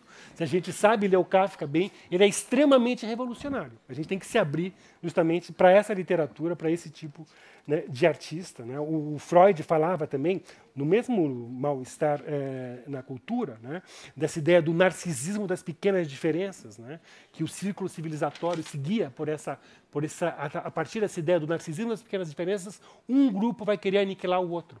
Porque justamente, como são pequenas diferenças, só aniquilando para eliminar esse outro que te incomoda. Né? E é nesse narcisismo das pequenas diferenças também que o Kafka explora muito com os duplos que existem na obra dele. Existem muitos duplos, figuras duplicadas, né? Que é justamente figuras do Heimlich também, do ensaio do Freud sobre o Heimlich. Né? E para concluir, já que a gente começou, né, sobre esse lema da esperança, há bastante esperança para Deus, esperança infinita, apenas não para nós. É importante lembrar que a esperança é aquela famosa figura, né, que sobrevive ali no jarro de Pandora, né? Essa ideia de que ela é a última que morre. Né? Os deuses, Zeus mandou castigar, né, Pandora castigar os homens porque Prometeu tinha dado justamente a luz e o saber para eles. Né? É interessante que para o Kafka, ele tem um pequeno fragmento sobre Prometeu, né? Como vocês sabem, no mito grego, Prometeu teria sido amarrado numa rocha e teria sido condenado a ficar eternamente com uma águia comendo o fígado dele, que sempre cresceria novamente. Né? E na versão do Kafka, os deuses se esqueceram de Prometeu, a águia se esqueceu de Prometeu e o próprio Prometeu se esqueceu do que tinha acontecido. Então, é uma verdadeira alegoria do esquecimento, que é maravilhosa essa história, né? Porque também é mais uma desses mitos de culpa da nossa tradição. Não é só a tradição judaico-cristã, como eu falei, também entre os gregos está cheio de culpa. Né? Mas é interessante que essa figura da espes, né, da esperança, né, como ela é incorporada alegoricamente na história da arte. Eu vou apresentar aqui uma imagem, por favor, do André Pisano. Luna, ainda dá para apresentar uma última imagem?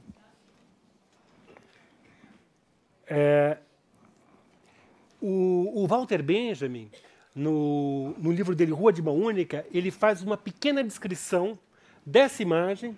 Próxima vez que vocês forem a Florença, quando vocês olharem o Batistério de Florença, eu acho que é a terceira imagem de baixo para cima, vocês vejam essa imagem maravilhosa, porque a gente vê que a esperança, ela está sentada, né, e ela está muito perto daquilo que ela quer alcançar, mas ela não consegue alcançar. E o que diz então o nosso amigo Benjamin? Batistério de Florença. Sobre o portal, a espes de Andrea Pisano, né, o artista que fez essa porta. Está sentada e desvalida, ergue os braços em direção a um fruto, que lhe permanece inalcançável. Contudo, é alada, nada mais verdadeiro. Muito obrigado, gente.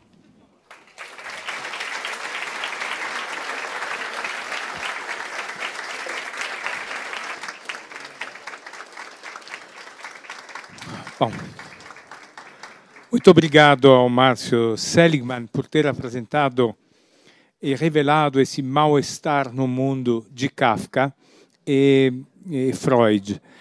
Gostaríamos agora de abrir o debate com todos vocês.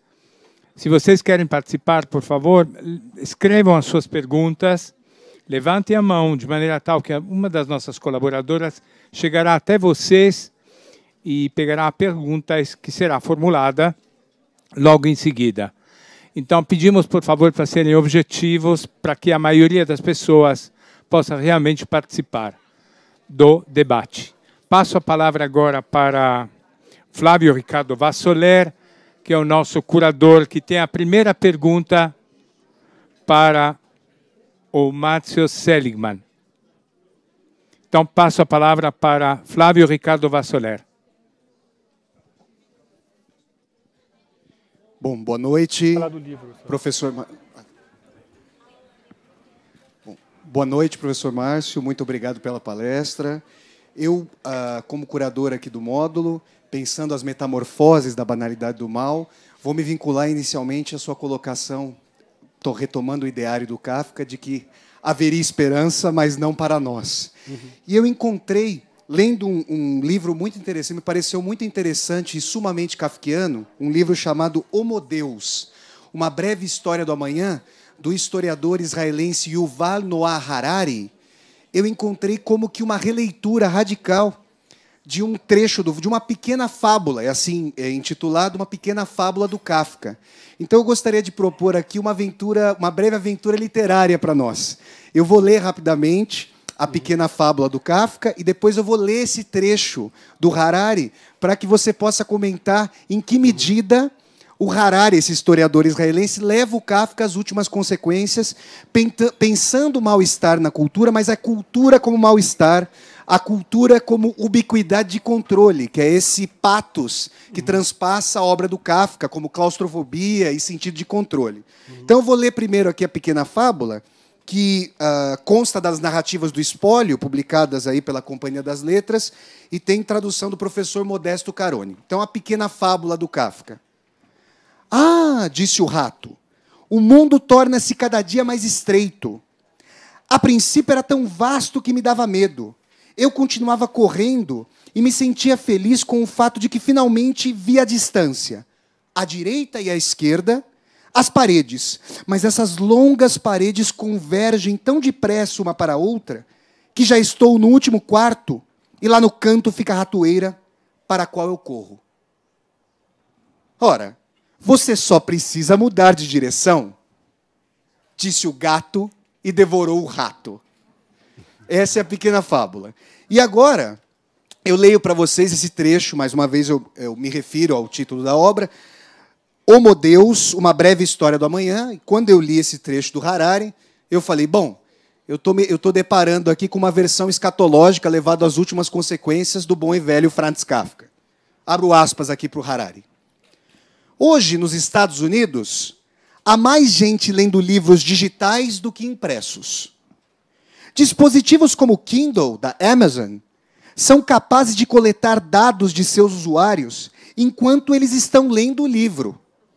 Por exemplo, o seu Kindle pode monitorar quais partes do livro você lê depressa e quais lê devagar. Em que página fez uma pausa e em que frase abandonou o livro para não mais voltar a ele. Ora, melhor dizer ao autor que reescreva tal trecho. Se o Kindle tiver um upgrade para reconhecimento facial e sensores biométricos, ele pode saber como cada frase que você lê influencia seu batimento cardíaco e sua pressão sanguínea. Ele pode saber aquilo que o faz rir, aquilo que o deixa triste e aquilo que lhe provoca raiva. Logo, os livros estarão lendo você enquanto você lê os livros. E, considerando a possibilidade de você esquecer rapidamente parte do que lê, a Amazon jamais esquecerá nada a seu respeito. Esses dados permitirão a ela avaliar a adequabilidade de um livro muito melhor, assim como saber quem você é e como fazê-lo ficar ligado ou desligado. Será então, professor Márcio, que Kafka, a nossa época vem tornando Kafka o Kafka original um proscrito, algo obsoleto, diante do caráter mais kafkiano dos mecanismos de controle da nossa sociedade? Obrigado. Obrigado, Flávio, pela citação do Harari e por lembrar dessa parábola genial do Kafka. Novamente, vocês veem, né, um construto, como eu falei, né, um dispositivo, né, que tem algo de parábola, né, que faz com que a gente reflita o que significa isso, né? Esse rato que está, na verdade, entre a ratoeira e a boca de um gato, né? Não é nada muito animador a situação dele, né? E o Flávio quer confrontar, então, com o Harari, e essa ideia que a gente estaria, talvez, eu não sei se foi essa a proposta dele, né, entre os livros digitais e a não leitura. Né? São dois perigos também tão graves quanto, talvez, um gato e uma ratoeira. Né? Bom, eu não sei se é para o bem ou para o mal, mas eu sou um adepto do livro digital. Eu acho que tem uma vantagem. Inclusive, eu tenho colegas que estão escaneando toda a biblioteca deles e doando para os alunos os livros, porque não tem mais onde guardar livro. Né? Mas é verdade que tem, na verdade, eu imagino, né, o outro lado dessa passagem aqui do Harari, né, é uma espécie de crítica de um esquecimento, falando em esquecimento, como uma das modalidades, né, importantes na leitura da obra do Kafka, da cultura, da tradição. Né? Agora, o que é interessante é que a própria obra do Kafka, Flávio, ela é uma obra que já foi muito interpretada, né, inclusive pelo Gershon Scholem, né, um amigo do Benjamin, né, como o esquecimento da tradição. Ela alegoriza o esquecimento da tradição. Então, nesse sentido, eu vejo uma atualidade, novamente, do Kafka, e você pode ler ele no Kindle ou no papel. Né? Eu acho que ele vai funcionar para pensar, né, essa questão dessa nossa relação, né, esse sentimento de ruptura que tem a ver com esse enlouquecimento da temporalidade, com a gente não conseguir mais se identificar com uma longa duração, né, justamente com essa ideia de uma tradição. Né? E, novamente, contemporâneos como o próprio Benjamin, né, de geração do Kafka, né, vão pensar o Benjamin, no texto dele, a obra de arte na era da sua reprodutibilidade técnica. Né? Ele vai falar de um abalo violento daquilo que nós recebemos pela tradição, que é dado pela nossa nova sociedade, marcada pelas reproduções técnicas. Né? Não vou entrar aqui nessa discussão tecnológica dele, mas como você trouxe aqui o elemento da digitalização, o Benjamin, já pensando ali na imprensa da época dele, na reprodução de imagens analógicas, né?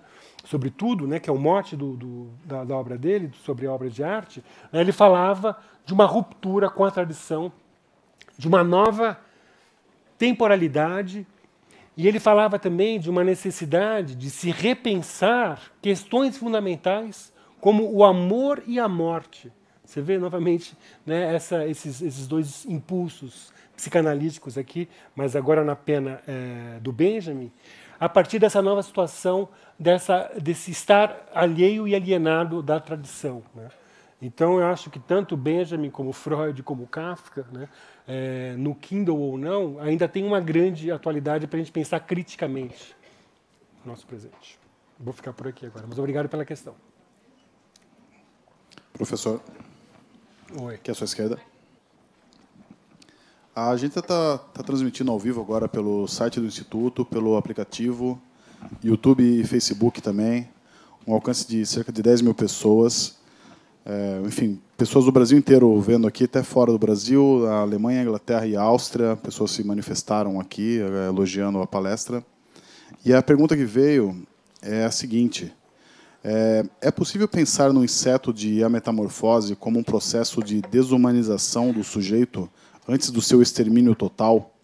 Ele, de alguma forma, falava sobre ele, a rejeição a ele, ou algum tipo de desadaptação dele em relação àquele mundo? Obrigado. Bom, essa é a grande questão, né? Evidentemente não tem uma resposta única, porque a gente está falando de literatura, né? E o Kafka, inclusive, ele tinha uma indicação que ele fez em vida, que A Metamorfose não deveria ser publicado com uma imagem de nenhum tipo de bicho na capa. Né? E, infelizmente, existem edições aí pelo mundo afora com baratas, coisas assim. Né? Justamente para deixar a gente livre para pensar o que é essa transformação nesse Ungeoia, Ungetzifa, né? Esse né? Essa negação, né? do nosso, da nossa imagem iluminista, humanista de ser humano. Né? Então, eu acho que falei um pouco disso, né, na minha fala, posso voltar, né, a esse tema, né? Inclusive, não sei se vocês viram essa última imagem de fechamento do meu PowerPoint, era justamente a capa do livro A Metamorfose na sua primeira edição, que foi, portanto, autorizada, né, pelo Kafka, que era a imagem de uma pessoa diante de uma porta aberta, virando assim os olhos, né? Então, o que o Kafka faz é justamente tirar essa mão diante dos olhos e mostrar, fazer essa apresentação, essa mise-en-scène, né, desse elemento abjeto, desse elemento recalcado, desse lixo, dessa escória, desse elemento magmático, né, que pulsa em nós, que a gente pode pensar, né, a partir do Darwin e do Freud como o nosso ser animal, também esse ser recalcado dentro de nós, né?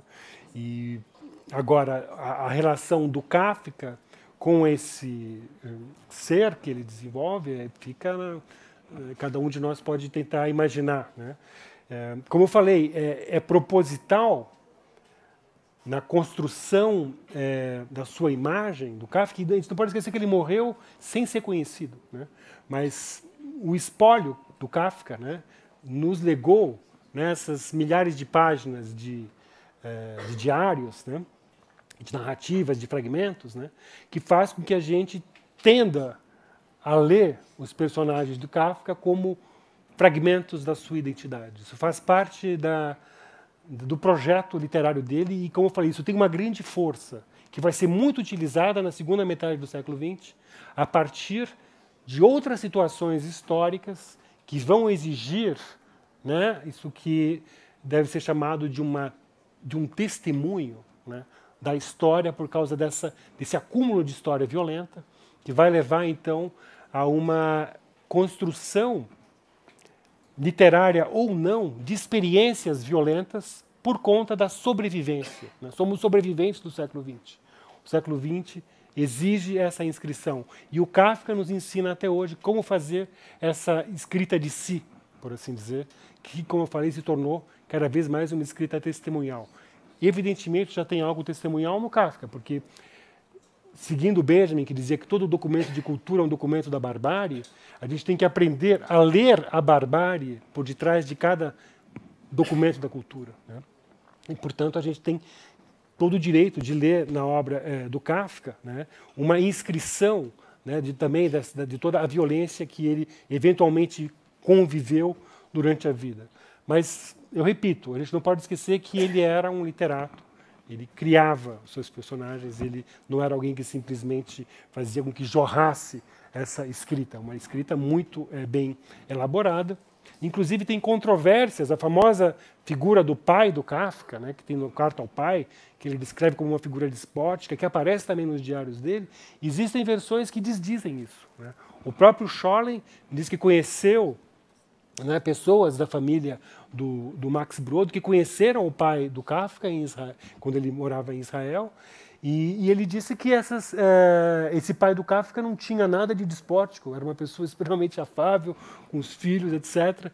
Então, mesmo essa carta ao pai, que parece um documento, né, autobiográfico, é uma construção também. A gente tem que ver isso como uma construção poderosa, né? E a imagem paterna, novamente, a instância paterna é uma instância fundamental também na teoria psicanalítica, que também tem a ver com a origem, né, desse super-eu, dessa incorporação das leis dentro de nós, a teoria da castração, etc. Então, só para tomar cuidado para não confundir os personagens de Kafka com o Kafka, se bem que o Kafka propõe isso. Olá, professor Marcos. Aqui. Oi. Oi. Eu gosto sempre de fazer algumas perguntas específicas sobre as coisas que eu vivo no meu cotidiano, porque eu acho importante ouvir as cabeças que têm falado aqui no Café Filosófico. Então, eu tenho duas perguntas, professor. Eu acho importante dizer que eu sou professora de música em escola pública, mas flerto bastante com a psicologia, a psicanálise, e, por conta disso, são essas perguntas. A primeira pergunta é porque o senhor disse que a psicanálise, e eu concordo, ela participa de uma bom, se eu entendi errado, me corrija, participa de uma espécie de moral que está vinculada à ideia judaico-cristã, né? Que é de sempre do recalque, tal, e que a felicidade não é considerada como o fim, ou melhor, não é o ponto, é um ponto utópico. E assim, eu tenho visto que alguns psicanalistas usarem a teoria do Freud como se fosse uma espécie de busca à felicidade. Isso é uma forma de distopia da teoria, ou isso se encaixa por conta da contemporaneidade, dessa necessidade da contemporaneidade de ser feliz? A segunda pergunta, ela parte de uma ideia de que eu vejo no cotidiano com as minhas crianças, que, por exemplo, às vezes eu peço, gente, vamos lá, todo mundo sentado. E aí tem sempre um aluno que não se senta. E dentro... Meu filho. E dentro dessa ideia do que não se senta, né, para se organizar, porque são 25 crianças dentro da sala, e aí tem o outro que sempre fala assim, fulano está em pé. Né? E eu sempre respondo, bom, você está dizendo que fulano está em pé, porque, na verdade, você gostaria de estar em pé, mas você não está em pé e você quer que eu puna ele porque ele está em pé. Então, assim, eu gostaria que o senhor comentasse um pouco essa coisa do outro, da complexidade de trazer esse super-eu ou super-ego, né, para essas crianças de forma que não seja tão castradora. Porque eu sinto muita dificuldade em fazer isso de uma forma que não seja ruim para eles no futuro. Legal. Bom, muito obrigado pelas duas perguntas. A primeira, não, de fato, você não, talvez eu não tenha me expressado direito. O que o Freud fala no mal-estar na cultura não é que ele é contra a felicidade. É que ele como alguém que, enfim, passou a vida inteira ali analisando os seus pacientes e analisando a sociedade, que ele tem muitos textos poderosos, né, sobre a humanidade, né, essa ideia de pensar, né, do ponto de vista da psicanálise, que é algo elaborado na clínica, mas aplicar esses conceitos, expandir esses conceitos para a sociedade, ele diz que, pelo que ele pode diagnosticar, né, o ser humano não foi feito para ser feliz. Ele está descrevendo o mal-estar na cultura. Do ponto de vista do Freud, existe um mal-estar na cultura. O ser cultural do homem o condena a esse mal-estar. Eu acho que o Mezan enfatizou bem isso na aula passada. Essa ideia de que nós temos que, o tempo todo, controlar, reprimir os nossos impulsos. E os nossos impulsos, né, como nas crianças, é levantar, dar um soco, chutar, jogar pedra, matar. A criança fala muito em matar. Né? Os adultos, a gente aprende a se controlar. Né? Mas nós temos esse desejo o tempo todo. Né? É normal, gente, não fiquem preocupados. Assim como a gente também tem desejo de querer transar com todo mundo. Né? Também é normal.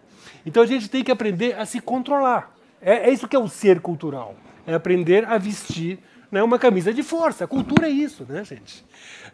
Então ele fala, como nós somos seres culturais, estamos condenados à infelicidade, à frustração, né, do começo ao fim. Agora, é óbvio que existe, ele reconhece, momentos de felicidade na vida.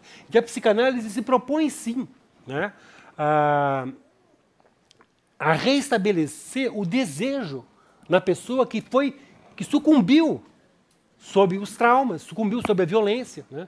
Hoje de manhã eu estava discutindo aqui no IEL, na Unicamp, com meus alunos de pós, né, um livro de uma psicanalista de origem armênia, eu estava falando do genocídio armênio, onde ela tenta discutir essa questão dessa herança que ela tem. Porque todos os armênios herdaram, de certa maneira, esse genocídio.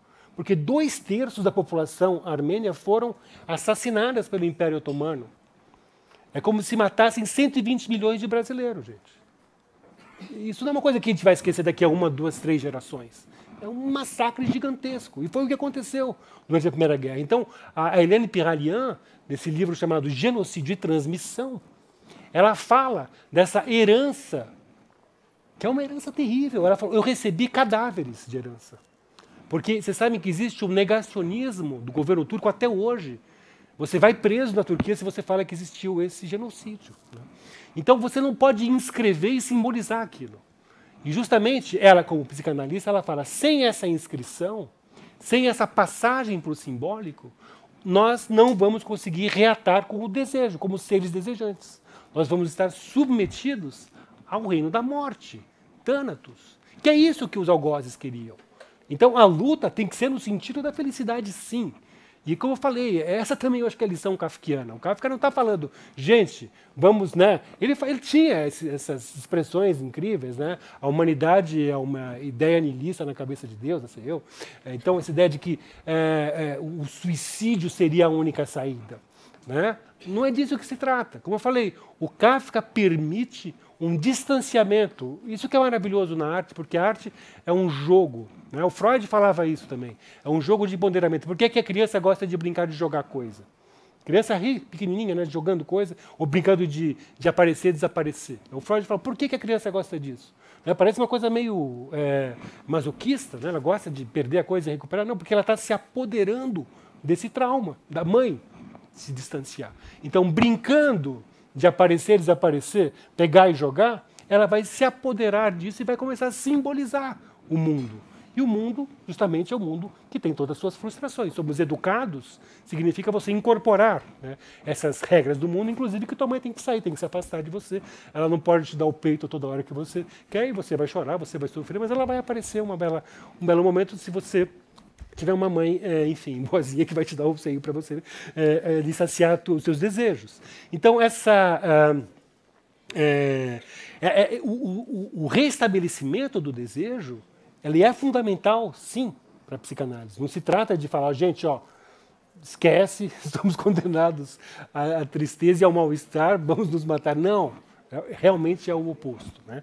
Agora, a tua outra pergunta, eu gostaria, não sei se eu tenho tempo aqui, mas eu vou fazer isso, que é ler um texto que eu não li e que eu acho que é uma resposta à tua pergunta dessa criancinha que fala, ele está de pé, professora.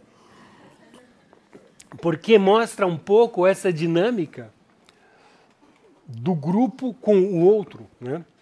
Que o Kafka descreveu tão bem. Então, de repente, você pode ler essa historinha para os teus alunos quando eles fazem esse tipo, né, de implicância. O texto se chama Comunidade. Olha a ironia. Se chama Comunidade. Somos 5 amigos. Certa vez saímos um atrás do outro de uma casa. Logo de início saiu o primeiro e se pôs ao lado do portão da rua. Depois saiu o segundo, ou melhor, deslizou como uma leve bolinha de mercúrio pela porta e se colocou não muito distante do primeiro. Depois o terceiro, em seguida o quarto, depois o quinto. No fim estávamos todos formando uma fila, em pé. As pessoas voltaram a atenção para nós, apontaram-nos e disseram, os 5 acabaram de sair daquela casa. Então, novamente, a ideia da casa, da saída, da porta, do umbral, e esses 5 que são quase a mesma coisa, como uma bolinha de mercúrio. Não tem diferença entre uma bolinha de mercúrio e outra. Bom, desde então, vivemos juntos. Seria uma vida pacífica, se um sexto não se imiscuísse sempre. Ele não faz nada, mas nos aborrece, e isto basta. Por que é que ele se intromete à força, onde não querem saber dele? Não o conhecemos e não queremos acolhê-lo.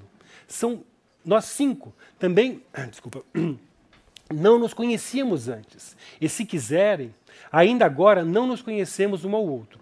Mas o que entre nós 5 é possível e tolerado, não o é com esse sexto. Além do mais, somos 5 e não queremos ser 6. E se é que esse estar junto, constante, tem algum sentido, para nós 5, aliás, não tem, mas agora já estamos reunidos e vamos ficar assim. Não queremos, porém, uma nova união, justamente com base nas nossas experiências. Mas como é possível tornar isso claro ao sexto? Longas explicações significariam, em nosso círculo, quase uma acolhida. Por isso, preferimos não explicar nada e não o acolhemos. Por mais que ele torça os lábios, nós o repelimos com o cotovelo. No entanto, por mais que o afastemos, ele volta sempre. Isso é uma comunidade, gente. Bom, teoria do bode expiatório, o terceiro excluído, etc, etc, etc. Professor, mais uma pergunta aqui, ela chegou também pela internet, da Elisa Campos, de Juiz de Fora. E ela te pergunta como repensar a sublimação desse mal-estar proposto por ele através da cultura na sociedade atual. Seria a arte a única forma de sobreviver a esses tormentos humanos? Bom, muito obrigado. Então, o conceito de sublimação também é um conceito que o Freud desenvolve no Mal-Estar, né? E a ideia, como eu falei para vocês, né, psicanalítica em torno da arte, ela é muito positiva, né? Apesar de que em alguns textos do próprio Freud, né, acaba, enfim, ou mostrando que ele tinha um conceito de arte muito classicizante, que era normal, talvez, para alguém da geração dele, da formação, enfim, de um austríaco, médico, etc., né? Ou, às vezes, ele também tinha uma abordagem de tentar colocar um pouco o artista, né, no divã, que é uma coisa que se revelou como equivocada. Mas, como eu falei, essa ideia do jogo, né, que ele desenvolve para pensar esse jogo dessa criança, que ele chama de Fortda, né, que é como se fala em alemão para esse jogo de aparecer e desaparecer, em inglês fala peekaboo, né? Esse jogo pode ser pensado como um modelo para a arte. E quem desenvolveu isso, eu acho que de uma maneira mais interessante, é justamente o Benjamin nesse ensaio que eu me referi ainda agora, né, a obra de arte na era da sua reprodutibilidade técnica, né? Onde ele vai falar da arte como uma conquista de um espaço de jogo ou espaço de ação, Spielraum, né? Um conceito também, novamente, um construto em alemão, de difícil tradução, mas ele justamente acredita que existem certas obras de arte que têm essa capacidade de expandir, né, o nosso empoderamento sobre o mundo. Então, essa concepção da arte como um jogo, que ele fala, a arte tradicional, ela predominava nela a aparência. A arte contemporânea, sobretudo ele estava pensando no cinema, né, e na fotografia, mas sobretudo no cinema, nesse texto, né, nela vai predominar a ideia de jogo. Então, por isso que eu acho que dá para a gente fazer. Ele não faz essa ponte com o conceito de Fortda do Freud, da psicanálise, né? Mas eu acho que é muito possível se estabelecer essa conexão e pensar, então, nessa arte com esse elemento lúdico que permite um distanciamento e um empoderamento, né? Que é o que eu tentei descrever aqui essa noite com relação à obra do próprio Kafka. Eu acho que ela faz isso. Agora, se é a única bandeira de sublimação, eu acho que não. Quer dizer, evidentemente que as pessoas, cada uma vai sublimar da maneira que ela pode, né? Mas a arte, ela tem esse caráter de produzir imagens que são eventualmente capazes de romper com a nossa indiferença com relação ao outro, né? Nós vivemos, lamentavelmente, num momento muito fascista no Brasil e em outros países do mundo, né? Onde existe um grande distanciamento, uma indiferença com relação ao sofrimento dos outros, né? Então, essa tendência, né, política a um certo egoísmo, eu acho que a arte consegue combater isso, porque se a gente pensar no cinema, mas não só, também nas artes plásticas e visuais de um modo geral, né, ela tem a capacidade, a literatura, evidentemente, né, de construir canais, pontes poderosas para o outro, aproximando esse outro, gerando laços, né, afetivos e compassivos que são importantes de serem cultivados nessa era, né, de monolinguismos, de fascismo, que lembra a República de Weimar, né, que lembra esse período, né, do entre-guerras da Alemanha, que, lamentavelmente, foi o que gestou exatamente o ovo da serpente do nazismo, né? Então, a gente tem que tomar muito cuidado com essa nossa era, né, dessas certezas absolutas, né, porque, justamente, a arte ela é interessante. A gente vê, o Kafka ele mostra isso muito bem. A arte ela é ambígua. Ela é aberta. Por isso que eu falo, não dá para dizer que a metamorfose significa isso, talvez. Não. O que é legal é que cada um de vocês aqui vai ler de uma maneira diferente e a cada vez vão ler novamente de uma maneira diferente. Por isso que eu falo que a arte é perigosa, que um Kafka é perigoso, e por isso que ele era censurado, né, pelos nazistas. Porque, justamente, esse tipo de literatura faz com que as pessoas se empoderem, né, pensem com a própria cabeça, né? E, portanto, eu acho que tem, sim, um papel importante, né, as artes, mas, evidentemente, a gente não pode falar de um predomínio único, exclusivo das artes como meio de sublimação. É até uma utopia, né? Tem o Flusser, o Wilhelm Flusser, que é um dos grandes sucedâneos do Benjamin na segunda metade do século XX, e também um grande leitor e admirador do Kafka, porque o Flusser vem da mesma comunidade judaica de língua alemã de Praga, né? Esse filósofo que nasceu em 1920 e se tornou brasileiro, né, a partir da imigração dele para o Brasil, que ele fez em 1940, né, e viveu em São Paulo, até a cidade de Praga, né, que ele conhecia muito bem, que é a cidade também da infância dele, do Flusser. O Flusser tinha essa utopia, né, ele morreu lamentavelmente num acidente de carro em 91, antes da web se estabelecer, mas ele, como pesquisador dessa área de mídias, ele já pôde ver, né, os antecessores, né, dessa revolução midiática, né, da internet e da digitalização. Ele teve esse sonho que ele colocou, sobretudo nesse livro, O Universo das Imagens Técnicas, né, de que as pessoas se tornariam cada vez mais, graças à automatização, etc., as pessoas vão ficar livres, com mais tempo livre, todo mundo vai conseguir se transformar em criador, né, de novas imagens. Né? Ele fala de uma sociedade das imagens pós-escritural e pós-histórica. É uma utopia interessante do Flusser. Eu acho que a gente ainda vai demorar muitas décadas para ler e entender. Esse mal-estar no mundo, fazendo paralelos, inclusive,